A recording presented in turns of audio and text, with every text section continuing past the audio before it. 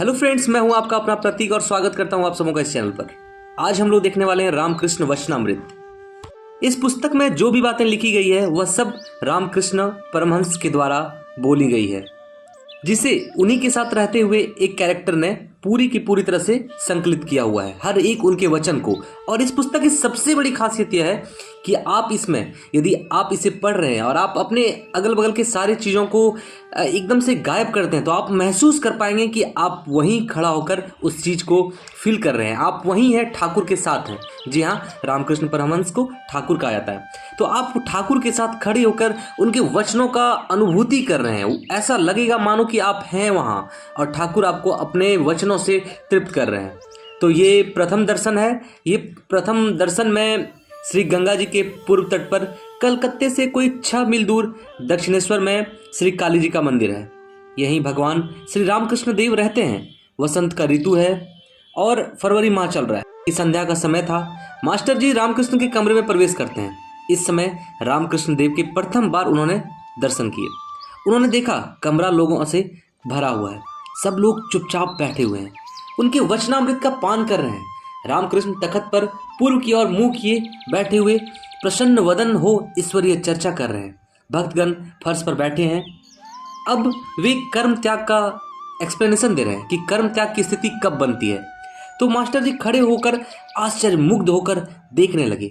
ऐसा प्रतीत हुआ मानो जैसे कि साक्षात सुखदेव मुनि भगवत प्रसंग कर रहे हो तथा उस स्थान पर सभी तीर्थों का समागम हुआ हो, अथवा मानो श्री चैतन्य पूरी धाम में रामानंद स्वरूप आदि भक्तों के साथ बैठकर भगवान का नाम गुणगान कर रहे हो।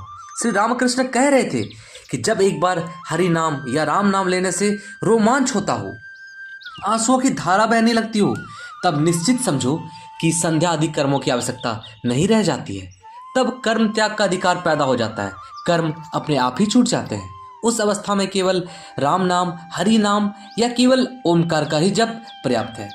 अर्थात वे बता रहे हैं कि जब आप एक बार हरि का नाम लेते हैं या जिस अपने स्वरूप इष्ट का नाम लेते हैं और आप में इतनी रोमांच पैदा हो जाती है कि आप आंसुओं से भर जाते हैं और आपका रोम रोम सिहरने लगता है, तो आप निश्चित समझो कि अब आप ऐसी अवस्था में हैं जहां आप कर्म ना करें तो भी कोई फर्क नहीं पड़ता है, आप कर्म त्याग के अधिकारी हो चुके हैं। उस अवस्था में केवल आप नामस्मरण कर सकते हैं, किसी भी इष्ट का या ओमकार का भी जाप कर सकते हैं। और उसके बाद ठाकुर कहते हैं कि संध्या वंदन का लय हो जाता है गायत्री में और गायत्री का ओमकार में। अर्थात आप जब संध्या वंदन करते जाते हैं और आपकी एक समय ऐसी अवस्था आती है कि संध्या वंदना आदि का गायत्री में अर्थात ओम भूर्भुवः स्वः में लय हो जाता है। और फिर जब आपकी स्थिति इससे भी ऊपर चली जाती है तो उसका लय हो जाता है ओमकार में। ये पहला ही दर्शन है मास्टर जी का ठाकुर का। और पहले ही उपदेश में ठाकुर ने पूरे उपनिषदों का, वेदों का सार तत्व एक बार में बता दिया कि आप उपासना करते रहें। एक बार ऐसी स्थिति आएगी जब आपके संध्योपासना, आपके पूजा पाठ सब कुछ स्थिति से ऊपर उठकर गायत्री में जा चुका होगा और गायत्री से जो है ओमकार में उसका लय हो चुका होगा। तब बस सिर्फ अनहद बचेगा या श्वासों में इसका नाम सुमरन। तो धन्यवाद दोस्तों, फिर मिलेंगे अगले वीडियो में। चैनल को सब्सक्राइब करना ना भूलें।